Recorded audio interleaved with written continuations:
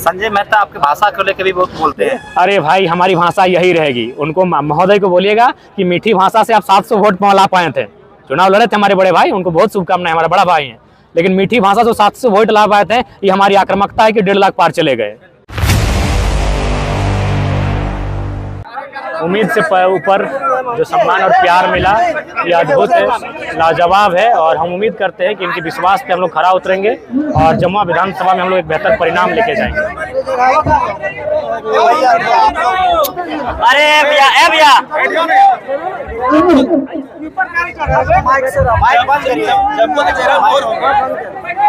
जमुआ का जयराम कौन होगा इसका निर्णय जल्द लिया जाएगा। 2-3 लोग रिफ्रेश होकर आ चुके हैं और हमें लगता है कि इस वीक तक या इस मंथ के एंडिंग तक उनके नाम की घोषणा कर दी जाएगी।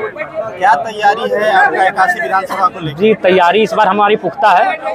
कैडर्स बनाने की तैयारी है, बूथ मैनेजमेंट को तय करने की तैयारी है और जमुआ, राजधनवार, ये तमाम जो यहाँ के विधानसभा हैं, हम लगता है कि हम लोग बहुत बेहतर स्थिति में हैं। और इस बार लोकसभा में जो हम लोग उनमें खामियां रही, वो सारी चीजें देखने को नहीं मिलेंगे। सर, जमुआ में और राजधनवार विधानसभा में डायरेक्ट आपकी लड़ाई भाजपा से आपकी सोच रही? देखिए, सही बात है, कहीं हमारी लड़ाई एनडीए से होगी, कहीं इंडिया गठबंधन से होगी, और उस बीच हम लोग एक विकल्प बन के इस राज्य में आए हैं, तो हमें निराश होने की आवश्यकता नहीं है। हेमंत विश्वकर्मा आपको कहीं यूज तो नहीं कर रहा? चाय ठीक है, अगर चाय पे जाएंगे भी तो मीडिया के सामने जाएंगे, कोई बंद कमरा नहीं होगा, सब लोग देखेंगे कि चाय का प्लेट कैसा था। अगर बाय द वे ऐसा, चूंकि मेहमान है, अगर एक मेहमान अगर प्रेस के माध्यम से अगर ये संदेश दे रहे हैं तो मेहमान का स्वागत करना झारखंड की मिट्टी की पहचान रही है। लेकिन सर, उसकी आदत है धोखा देने की।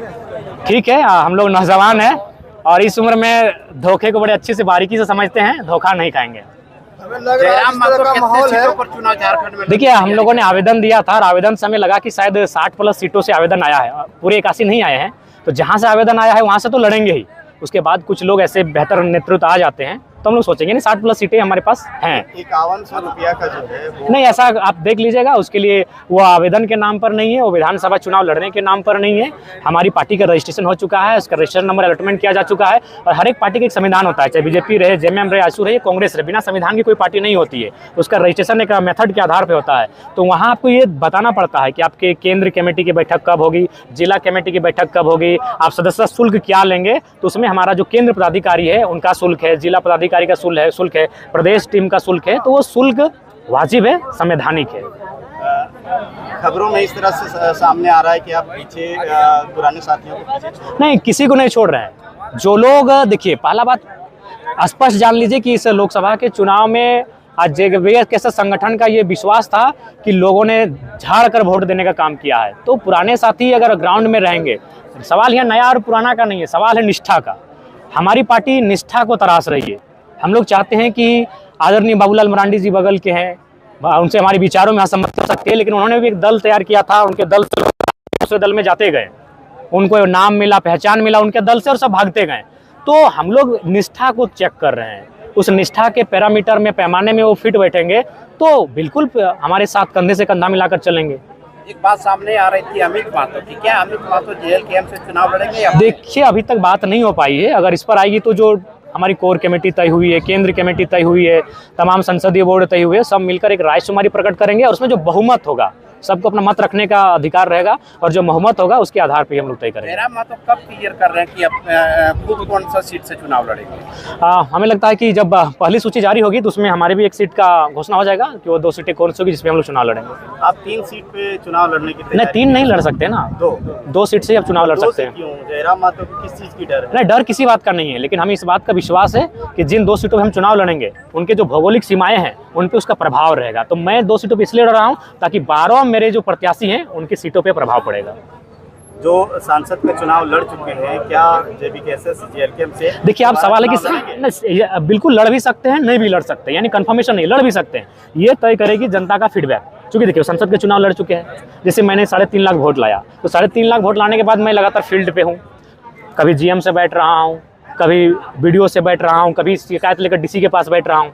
तो ठीक उसी प्रकार जनता के बीच जो लोग ज़्यादा बैठे हैं और जनता ने कहा कि नहीं, इस बार ये विधानसभा के प्रत्याशी हमारे होने चाहिए, लोकसभा में इनको हमने वोट दिया था, इन्होंने अच्छा काम किया, तो नो डाउट वो विधानसभा में भी दिखेंगे। लेकिन जो ऐसे प्रत्याशी हैं जो चुनाव के बाद शून्य हो गए या फिर कहीं गुम हो गए हैं, तो उन पर विचार किया जाएगा। आपके एक सक्रिय साथी संजय मेहता का एक पत्र आपके नाम आया। देखिए, आप भी पढ़े लिखे हैं, आप भी पढ़े लिखे हैं, आपको भी जानकारी होना चाहिए कि कोई भी पत्र अगर आता है, कोई सुझाव आता है तो पार्टी के फोरम में आता है, सोशल मीडिया में नहीं आता है।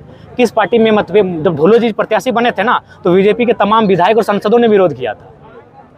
फिर भी उसमें जो लिखा हुआ बिंदु है, नहीं, लिखा हुआ बिंदु में आप एक भी बिंदु बताइए जो आपको लगे कि सत्य नहीं है, मैंने असत्य है और सत्य के बीच है। आप उन्होंने उस बिंदु में क्या लिखा है, समाजवाद। तो कैसे समाजवाद नहीं है? हमने सब लोगों को चुन चुन कर वोट दिया। इखलाक अंसारी जैसे एक अति पिछड़े मुस्लिम परिवार के बेटे को, जिसको कोई नहीं जानता, तो उसको हम लोग खोज के लाके आज 80,000 वोटर एक सम्मान दिए। तो कहाँ हम लोग न्याय, सामाजिक न्याय है? आम जनता कैसे कनेक्ट करेगी जयराम से? अगर जयराम से कनेक्ट नहीं होगी तो किसी से नहीं कनेक्ट होगी। जयराम वो शख्स है भारत के इतिहास में जो चुनाव हारने के बाद भी जनता दरबार लगाता है और जनता दरबार में बैठकर अधिकारियों को फटकार लगाता है। संजय मेहता आपकी भाषा को लेकर भी बहुत बोलते हैं। अरे भाई, हमारी भाषा यही रहेगी। उनको, महोदय को बोलिएगा कि मीठी भाषा से आप 700 वोट ला पाए थे, चुनाव लड़े थे हमारे बड़े भाई, उनको बहुत शुभकामनाएं, हमारा बड़ा भाई हैं। लेकिन मीठी भाषा से 700 वोट ला पाए थे, ये हमारी आक्रामकता है कि 1.5 लाख पार चले गए। इसी भाषा को लोग पसंद करते, क्यों नहीं करेंगे? देखिए, वो जिस क्षेत्र से आते हैं, ना वहाँ शहादतें हुई हैं, ना वहाँ झारखंड आंदोलन को अपने करीब से देखा है, ना वहाँ माइंस है, ना वहाँ कत्लेआम हुआ है। हम आते हैं जहाँ सुरेश महतो का गर्दन कटा गया है। हम वहाँ से आते हैं जहाँ मणिंद्रनाथ मंडल को सीने में गोलियां दागी गई हैं। हम वहाँ से आते हैं जहाँ शक्तिनाथ महतो को कत्लेआम किया गया है। अब उस वहाँ से आने वाले बेटे सब अपेक्षा रखते हैं कि मीठी बात करेंगे। हमारे भाषणों में ही आक्रामकता होगी, हमारे भाषणों में तेवर होगा, और उसी तेवर से जेबी केसस के जो साथी हैं ना, जो 200, 400, 800, 900, 1200 वोट लाते थे और जो लाख वोट लेकर आए हैं, वही बोली है, बिल्कुल वही बोली है, वही बोली है कि पदाधिकारी हिल रहे हैं, वही यही बोली रहेगी, यही बोली है कि आज जेबी केसस खड़ा है। सरकार में आए तो सबसे पहला काम क्या करिएगा? देखिए, हम लोग सबसे पहले, हमें लगता है झारखंड किसानों का देश है, सबसे पहले उनकी जो जमीन संबंधित समस्याएं हैं, सीओ को जनता दरबार लगाकर उनकी समाधान करने के लिए कहेंगे। देवेंद्र महतो क्या आपसे नाराज चल रहे हैं? नहीं, कोई नाराज नहीं है, कोई नाराज नहीं, नाराज क्यों रहेगा? राजधर्मा विधायक जो बाबूलाल मरंडी जी, उनकी कुछ किलोमीटर घर पे जो प्रवासी मजदूर और ड्राइवर मरा है, उनके लिए आप क्या बोलना चाहते हैं? हाँ, ये सूचना हम तक मिली, हमारे संगठन के साथी भी गए थे, उसको मैंने मीडिया में खेद भी प्रकट किया था कि उस बात को लेकर हमें खेद है, और हम चाहेंगे कि ऐसे सहानुभूति की घड़ी में हम लोग परिवार के साथ खड़े हैं, और हम लोग एक प्रयास करेंगे, जब अगर हम लोग आते हैं तो कुछ वैकल्पिक मार्गों को तलाशा जाए, छोटे छोटे उद्योगों को लाने का प्रयास किया जाए, छोटे छोटे इन्वेस्टमेंट ईमानदार लोगों से करवाया जाए,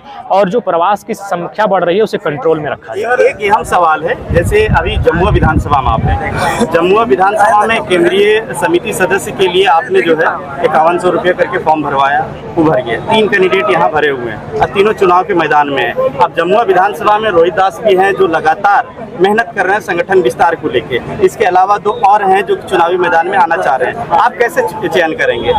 देखिए, चयन करने के लिए बहुत सारा पैरामीटर है। सबसे पहले हमारी एक समन्वयक टीम है जिसको हम लोग कोऑर्डिनेशन कमेटी कहते हैं। सबसे पहले वो टीम जो प्रभारी बने हैं उनकी एक टीम जाएगी, और जितने भी आवेदन आए हैं विधानसभा से उन सबको बुलाया जाएगा और उनके बीच एक समन्वय स्थापित किया जाएगा कि इनमें से एक बेहतर चुन के आप दे दीजिए या फिर आप इनका समर्थन कर दीजिए। हम लोग एक समन्वय करने का प्रयास करेंगे। हम लोग सूची डायरेक्ट जारी करने वाले नहीं है, हम लोग एक समन्वय कोऑर्डिनेट करने का प्रयास करेंगे। उसके बाद अगर मान के चलिए वहाँ कुछ बात नहीं बन पाती कोऑर्डिनेशन में, तो फिल्टर करके वो एक ग्राउंड रिपोर्ट देगी। ग्राउंड रिपोर्ट की वरीयता के आधार पर देगी कि अजय को पहला चॉइस मिल रहा है, विजय को दूसरा चॉइस है, और मैंने सलीम को तीसरा चॉइस मिल रहा है। उस वरीयता को लेकर वो स्क्रीनिंग कमेटी के पास जाएंगे। स्क्रीनिंग कमेटी फिर से अपने एक बार दिमाग को, अपने तमाम जो हमारे गुप्तचर हैं, जो हमारे सोर्स हैं, उनके माध्यम से पुनः एक बार उसको वेरीफाई करेगी, टेली करेगी कि भाई ऐसा तो नहीं कि प्रोटेम प्रभारी जब गए तो उनके साथ उनका घुल मिल गए और उनके पक्ष में ले रहे हैं। तो फिर स्क्रीनिंग टीम फिर भी एक बार टेली करेगी, इंटरनल टेली करेगी, और उस टेली करने के बाद वो अंतिम में संसदीय बोर्ड के पास आएगी। उसमें 7, 9, 11 मेंबर होंगे, और वह पिछले 2 साल 2.5 साल के आंदोलन, उस व्यक्ति की पकड़, समझ, उसका प्रभाव, तमाम पैरामीटर्स को नापने के बाद, आकलन करने के बाद उसके नाम की घोषणा की जाएगी। यानी कि आंदोलन में अगर वो सक्रिय हैं तो प्राथमिकता दी जाएगी। एक सवाल और है कि आप अपने भाषणों में, आज भी आपका भाषण जो सुना मैंने, तो उसमें आपने राज्य सरकार को ज़्यादा टारगेट किया है, केंद्र को क्यों नहीं? देखिए, आप भी जानते हैं, पीछे कोई राज है? नहीं, कोई राज नहीं है। जब लोकसभा का चुनाव लड़े थे हम लोग केंद्र पे जोरदार हमला किए थे, इलेक्ट्रल बॉन्ड्स पे बात किए थे, तमाम जो 2 करोड़ की नौकरियां हैं उन पर बात किए थे, जो बढ़ती हुई महंगाई है उस पर बात किए थे, जो शिक्षा का 18% का जीएसटी और सोने पे जो 3% का जीएसटी है उस पर लोगों को जागरूक किए थे। जो केंद्र का चुनाव था तब प्राथमिक मुद्दा केंद्र था। अब राज्य का चुनाव है तो हम लोग राज्य के मुद्दों के साथ जाएंगे। राज्य के मंत्री? सर जी आज झारखंड को 24 साल लोग आजाद होने का अलग हुआ। अलग होने पर, मगर आज तक किसी विधायक या किसी सांसद क्यों नहीं बोला कि दहेज बंद होना चाहिए? क्योंकि जिस घर में दहेज आज 10 विधायक और करोड़ सांसद का लड़की विषय नहीं है। दहेज सरकार का नहीं, संस्कार का विषय है। हर चीज सरकार नहीं करेगी, कुछ चीज हमें संस्कार से करने होंगे, कुछ चीज हमें अपने स्वविवेक से करने होंगे, आत्मचेतना से करना होगा। कुछ चीजें हमें स्वयं, मनुष्य एक सामाजिक प्राणी है, अतः उस सामाजिक दायरे में रहकर अपने स्वविवेक का इस्तेमाल